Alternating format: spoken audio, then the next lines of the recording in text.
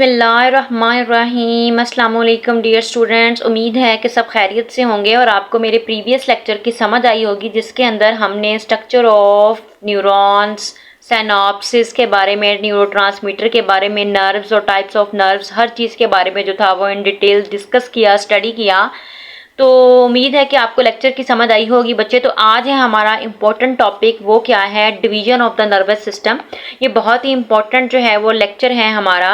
इसके अंदर जो है वो हम इन डिटेल जो है वो चीज़ों को देखेंगे, तो बच्चे स्किप नहीं करिएगा। ये बहुत ही इम्पोर्टेंट है और मैंने बहुत ही शॉर्ट और इसके आसान से नोट्स बनाए हैं ताकि आपको आसानी से इस चीज़ की समझ आ जाए। तो बच्चे डिवीजन ऑफ नर्वस सिस्टम की बात करते हैं तो ये क्या चीज़ होती है। There are the two major components of the nervous system. दो मेजर कंपोनेंट्स हैं नर्वस सिस्टम के, एक होता है सेंट्रल नर्वस सिस्टम, एक होता है पेरिफेरल नर्वस सिस्टम। मैं आपको नोट से बताती हूँ। जी बच्चे, हमारे पास जो नर्वस सिस्टम है, नर्वस सिस्टम की बात करते हैं, ये दो चीज़ों पर मुश्तमिल है। ठीक हो गया। एक होता है सेंट्रल नर्वस सिस्टम, एक होता है peripheral nervous system.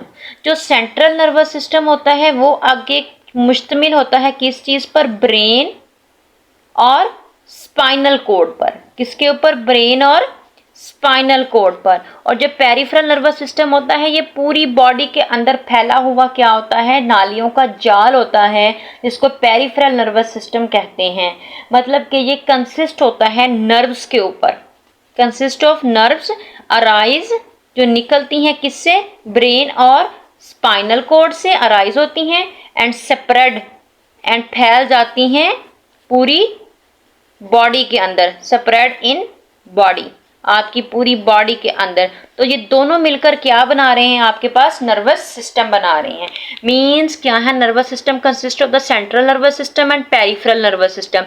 Central nervous system consists of brain and spinal cord, and peripheral nervous system contain of the nerves arise brain and spinal cord and spread in the body। जो क्या होती हैं, nerves arise निकलती कहाँ से हैं, spinal cord और brain से, और पूरी बॉडी के अंदर क्या जाती हैं, फैल जाती हैं।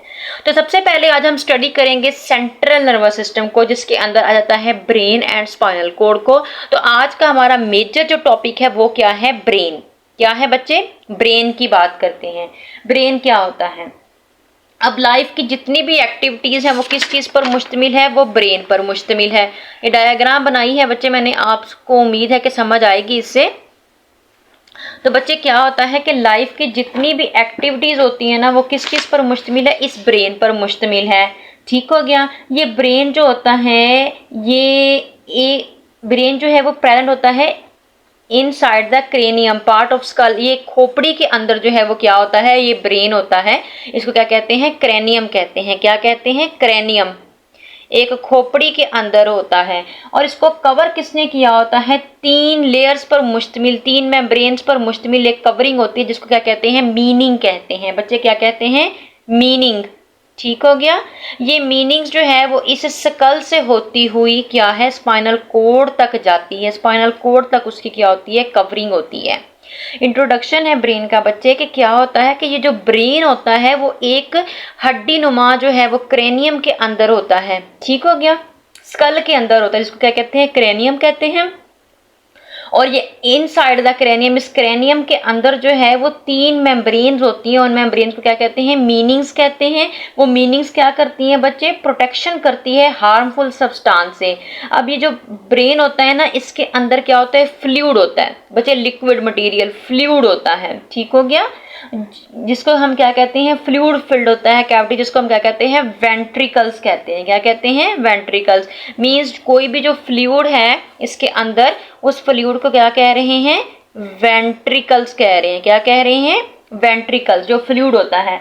अब वो वेंट्रिकल ब्रेन का कंटिन्यू रहता है, मतलब कि इस कंटिन्यू रहता है सेंट्रल कैनाल से स्पाइनल कोड तक।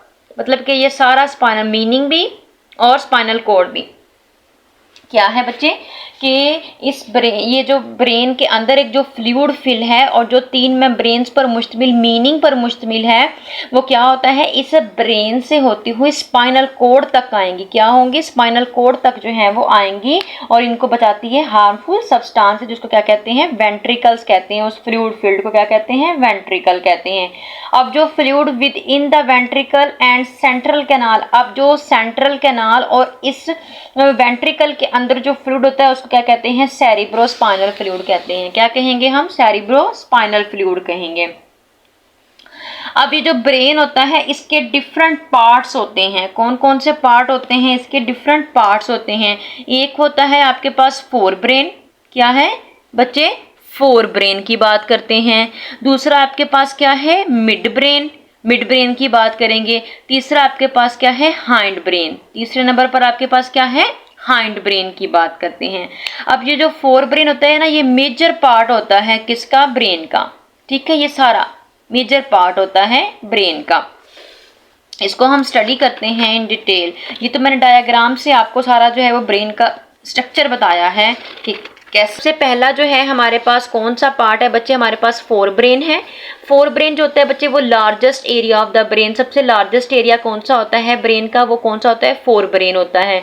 फोर ब्रेन के डिफरेंट पार्ट्स हैं, सेरिब्रम है, दूसरे नंबर पर आपके पास क्या जाता है, थैलेमस, ठीक है, और तीसरे नंबर पर आपके पास कौन सा है, हाइपोथैलेमस। क्या है, हाइपोथैलेमस। ये 3 पार्ट है किसके, फोर ब्रेन के। जो सेरिब्रम है वो सबसे लार्जेस्ट पार्ट होता है ब्रेन का। वो डिवाइड होता है 2 हेमिस्फेयर के अंदर, जिसको क्या कहते हैं, सेरिब्रल हेमिस्फेयर। मींस आपके पास ब्रेन है, ये देखें, ये समझे ब्रेन है और वो जो ग्रूव सी बनी होती है, गड़ा सा बना होता है और वो 2 दरमियान से इस तरह अलग अलग हो सकता है। मींस फुटबॉल को आपने 2 हिस्सों में डिवाइड कर, जो फुटबॉल को 2 हिस्सों में डिवाइड करेंगे तो आधा उधर आधा उधर, तो उसको बोलते हैं हेमी। हेमी का मतलब ही half sphere means circle, circle आधा हो गया है तो वो ब्रेन का आधा हिस्सा, आधा सर्कल की बात कर रहे हैं। ठीक है बच्चे।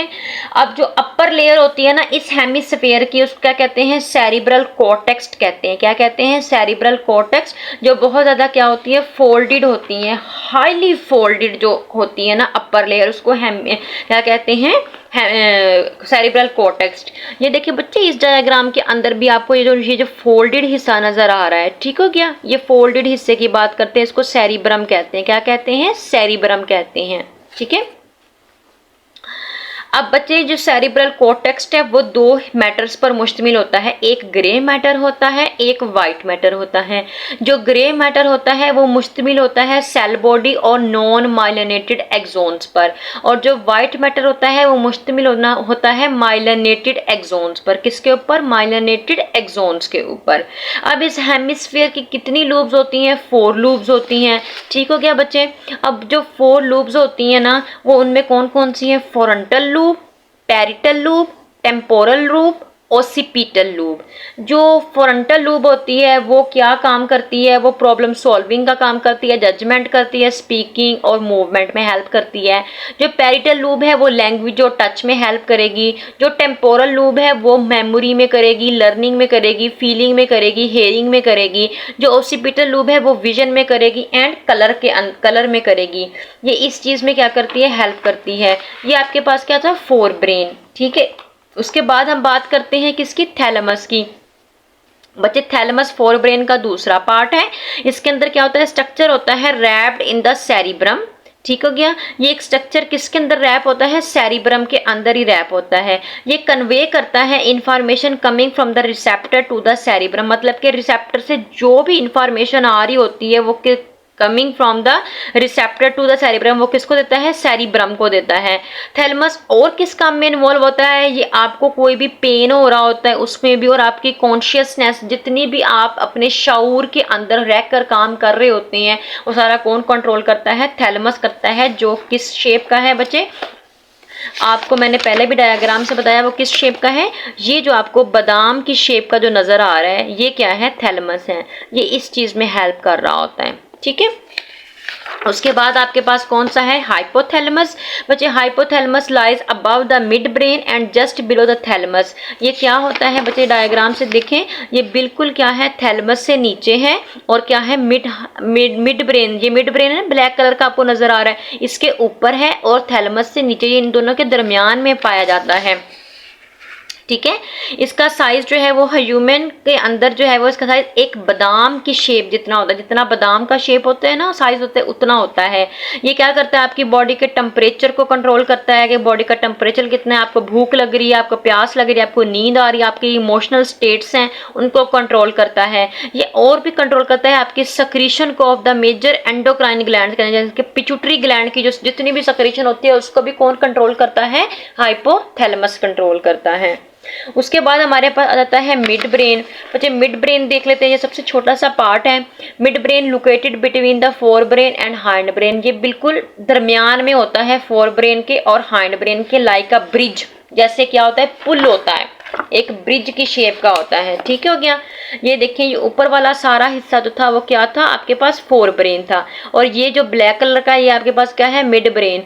तो इसी की बात करते हैं, और ये नीचे वाला हिस्सा आपके पास क्या है, हाइंड ब्रेन। तो ये मिड ब्रेन किस दोनों के दरमियान में है, हाइंड ब्रेन और फोर ब्रेन के दरमियान में जो है वो क्या होता है, प्रेजेंट होता है। ये कन्वे करता है इंफॉर्मेशन बिटवीन दैम, मतलब कि ये फोर ब्रेन और हाइंड ब्रेन के दरमियान जितनी भी इंफॉर्मेशन होती है वो आपस में इनका तबादला करवाता है। ये क्या करता है, body make adjustment and movement के लिए में भी हेल्प करता है। ये मिड ब्रेन रिस्पॉन्सिबल होता है किस चीज़ के लिए, आपके सोने जागने के लिए, आपके टेम्परेचर रेगुलेशन के लिए भी क्या करता है, हेल्पफुल होता है। ठीक है, लास्ट में हमारे पास जो है वो क्या है बच्चे, आपके पास हाइंड ब्रेन। किसकी बात करते हैं, हाइंड ब्रेन की।